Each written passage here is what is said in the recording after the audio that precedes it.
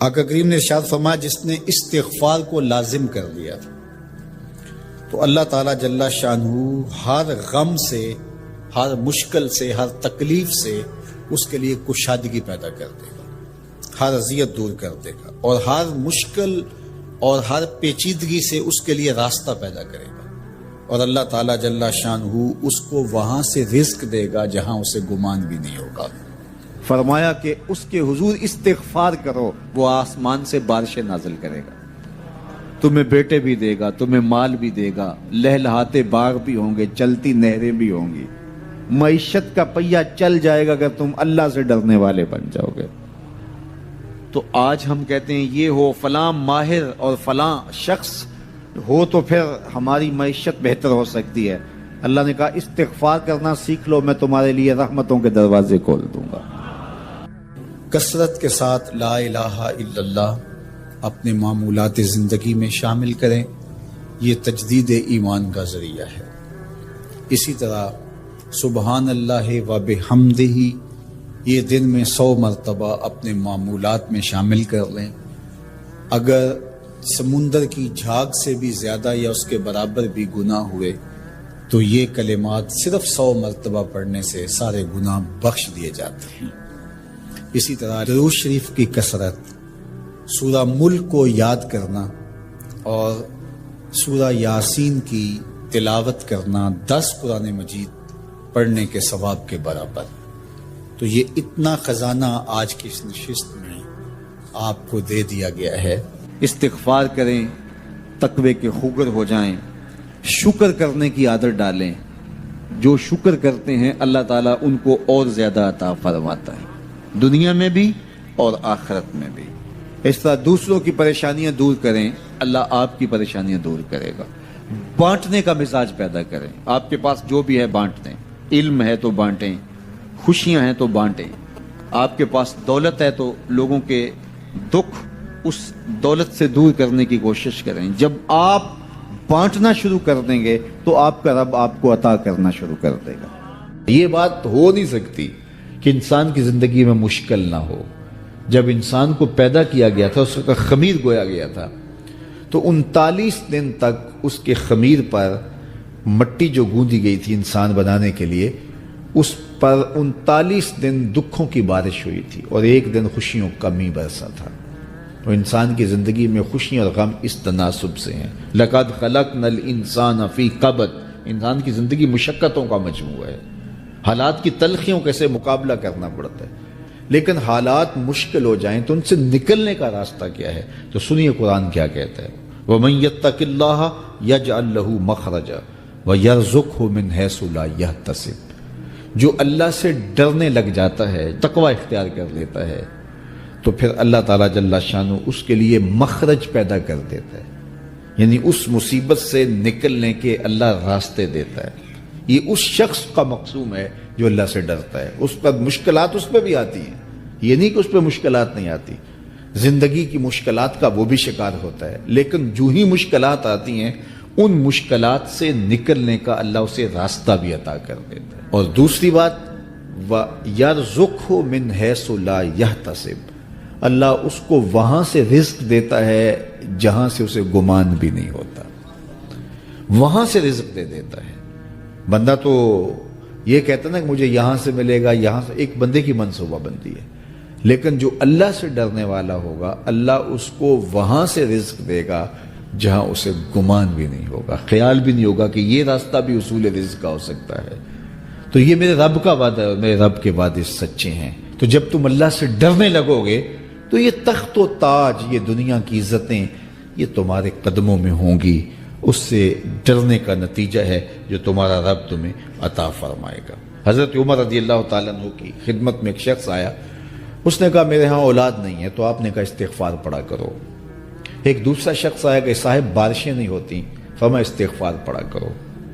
تیسرا شخص حاضر خدمت ہوا اور کہا کہ ہمارے ہاں قحط کا عالم ہے، فرمایا کہ استغفار پڑھا کرو۔ تو کوئی پاس بیٹھا تھا، اس کے اٹھ کے جانے کے بعد کہا کہ مختلف لوگ مختلف سوال لے کر آئے اور آپ نے ایک ہی جواب دیا کہ استغفار پڑھا کرو۔ تو کہا میں نے اپنی طرف سے تھوڑا دیا، یہ تو میرے رب کا فرمان ہے۔ کہا وہ کیسے؟ کہا سورہ نوح پڑھو، فَقُلْتُ اسْتَغْفِرُوا رَبَّكُمْ۔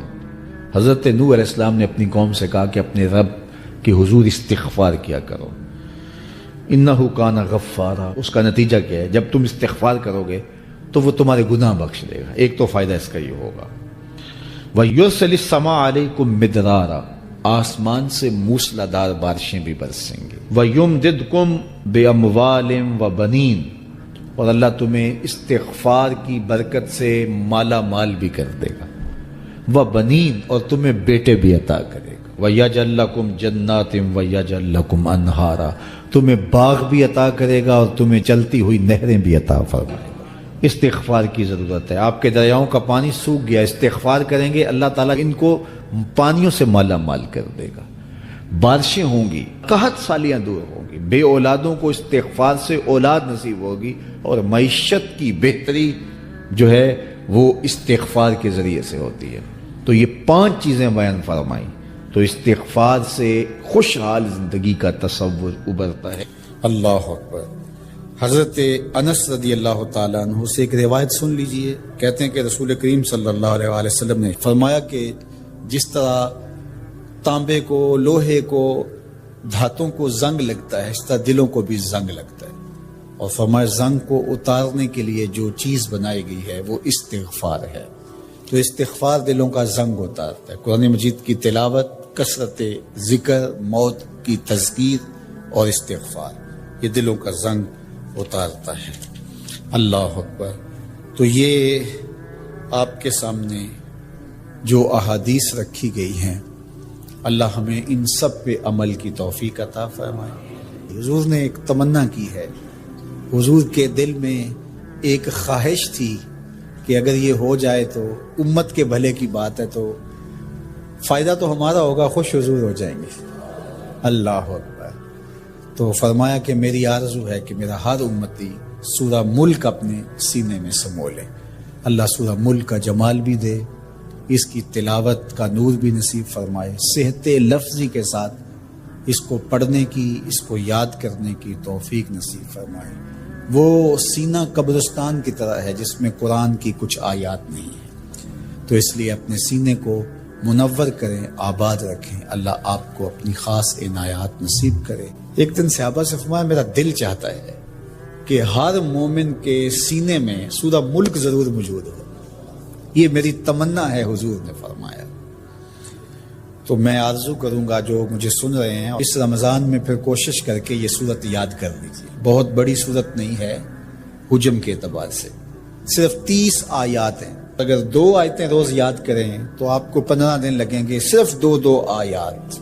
تبارک الذی بیدہ الملک وہو علی کل شیء قدیر، ایک تو یاد ہو گیا، آپ کو سبق کا آغاز ہو گیا۔ اب باقی 29 آیتیں رہ گئی ہیں۔ تو میں چاہوں گا کہ میرے جملہ سننے والے اور آپ جتنے لوگ موجود ہیں یہ ارادہ کریں، عزم مصمم، کہ ہم نے سورہ ملک یاد کرنی ہے، اور یہ میری آرزو نہیں ہے، یہ میرے حضور کی آرزو ہے۔ اللہ اکبر۔ تو حضور نے فرمایا اِنَّ سورۃ فی القرآن 30 آیۃ، فرمایا قرآن مجید میں ایک سورت ہے جس کی صرف 30 آیات ہیں۔ اگر کوئی شخص اس سورت کی تلاوت کرتا ہے تو اللہ تعالیٰ جل شانہ اس کی برکت سے اس کی مغفرت فرما دیتا ہے۔ اور فرمایا کہ وَهِيَ تَبَارَكَ الَّذِي بِيَدِهِ الْمُلْكُ، اور وہ سورت ہے تبارک الذی بیدہ الملک، سورہ الملک ہے۔ مجھے امید ہے کہ آج جا کر ہی آپ جو ہے وہ اس سبق کو شروع کر دیں گے، اور اگر آپ کو 5 آیتیں بھی آج یاد ہو گئی یا 3 آیتیں بھی یاد ہوگی تو آپ کو لگے گا کہ کوئی مشکل کام نہیں ہے۔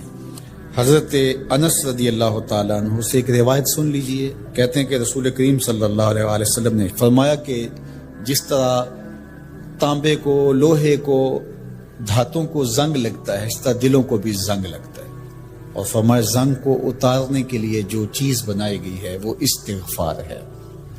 تو استغفار دلوں کا زنگ اتارتا ہے۔ قرآن مجید کی تلاوت، کثرت ذکر، موت کی تذکیر اور استغفار، یہ دلوں کا زنگ اتارتا ہے۔ اللہ اکبر۔ تو یہ آپ کے سامنے جو احادیث رکھی گئی ہیں، اللہ ہمیں ان سب پہ عمل کی توفیق عطا فرمائے۔ کثرت کے ساتھ لا الہ الا اللہ اپنے معمولات زندگی میں شامل کریں، یہ تجدید ایمان کا ذریعہ ہے۔ اسی طرح سبحان اللہ و بحمدہ یہ دن میں 100 مرتبہ اپنے معمولات میں شامل کر لیں۔ اگر سمندر کی جھاگ سے بھی زیادہ یا اس کے برابر بھی گناہ ہوئے تو یہ کلمات صرف 100 مرتبہ پڑھنے سے سارے گناہ بخش دیے جاتے ہیں۔ اسی طرح درود شریف کی کثرت، سورہ ملک کو یاد کرنا اور سورہ یاسین کی تلاوت کرنا 10 قرآن مجید پڑھنے کے ثواب کے برابر۔ تو یہ اتنا خزانہ آج کی اس نشست میں آپ کو دے دیا گیا ہے، اللہ آپ کو جزائے خیر عطا فرمائے۔ تو یہ یاد کر لیں ماہ سیام کے اندر، انشاءاللہ آپ کو بڑا نور نصیب ہوگا۔ بہت ساروں کو تو یاد ہوگی، اور جس کو نہیں ہے تو پڑھنا تو آج سے شروع کر دے سورہ ملک روزانہ۔ لیکن باقی حضور کی جو آرزو تھی، حضور نے ایک تمنا کی ہے، حضور کے دل میں ایک خواہش تھی کہ اگر یہ ہو جائے تو امت کے بھلے کی بات ہے، تو فائدہ تو ہمارا ہوگا، خوش حضور ہو جائیں گے۔ اللہ اکبر۔ تو فرمایا کہ میری آرزو ہے کہ میرا ہر امتی سورہ ملک اپنے سینے میں سمو لے۔ اللہ سورہ ملک کا جمال بھی دے، اس کی تلاوت کا نور بھی نصیب فرمائے، صحت لفظی کے ساتھ اس کو پڑھنے کی، اس کو یاد کرنے کی توفیق نصیب فرمائے۔ وہ سینہ قبرستان کی طرح ہے جس میں قرآن کی کچھ آیات نہیں ہیں، تو اس لیے اپنے سینے کو منور کریں، آباد رکھیں۔ اللہ آپ کو اپنی خاص عنایات نصیب کرے۔ ایک دن صحابہ سے فرمایا میرا دل چاہتا ہے کہ ہر مومن کے سینے میں سورہ ملک ضرور موجود ہو، یہ میری تمنا ہے، حضور نے فرمایا۔ تو میں آرزو کروں گا جو مجھے سن رہے ہیں، اس رمضان میں پھر کوشش کر کے یہ سورت یاد کر لیجیے۔ بہت بڑی سورت نہیں ہے حجم کے اعتبار سے، صرف 30 آیات ہیں۔ اگر 2 آیتیں روز یاد کریں تو آپ کو 15 دن لگیں گے، صرف 2 آیات۔ تبارک الذی بیدہ الملک وہو علی کل شیء قدیر، ایک تو یاد ہو گیا، آپ کو سبق کا آغاز ہو گیا۔ اب باقی 29 آیتیں رہ گئی ہیں۔ تو میں چاہوں گا کہ میرے جملہ سننے والے اور آپ جتنے لوگ موجود ہیں یہ ارادہ کریں، عزم مصمم کہ ہم نے سورہ ملک یاد کرنی ہے، اور یہ میری آرزو نہیں ہے، یہ میرے حضور کی آرزو ہے۔ اللہ اکبر۔ تو حضور نے فرمایا اِنَّ سورۃ فی القرآن 30 آیۃ، فرمایا قرآن مجید میں ایک سورت ہے جس کی صرف 30 آیات ہیں۔ اگر کوئی شخص اس سورت کی تلاوت کرتا ہے تو اللہ تعالیٰ جل شانہ اس کی برکت سے اس کی مغفرت فرما دیتا ہے۔ اور فرمایا کہ وَهِيَ تَبَارَكَ الَّذِي بِيَدِهِ الْمُلْكُ، اور وہ سورت ہے تبارک الذی بیدہ الملک، سورہ الملک ہے۔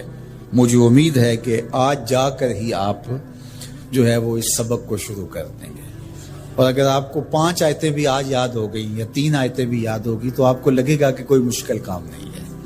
تو اس رمضان المبارک میں سورہ ملک ضرور یاد کر لیجئے گا۔ حضرت شیخ احمد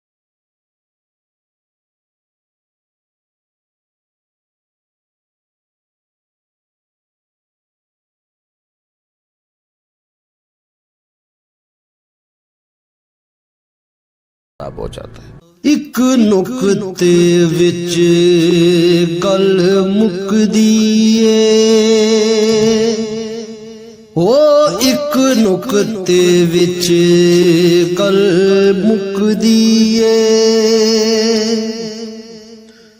ਫੜ ਨੁਕਤਾ ਛੋੜ ਹਿਸਾਬਾਂ ਨੂੰ, ਕਰ ਦੂਰ ਕੁਫਰ ਦਿਆਂ ਬਾਬਾਂ ਨੂੰ, ਛੱਡ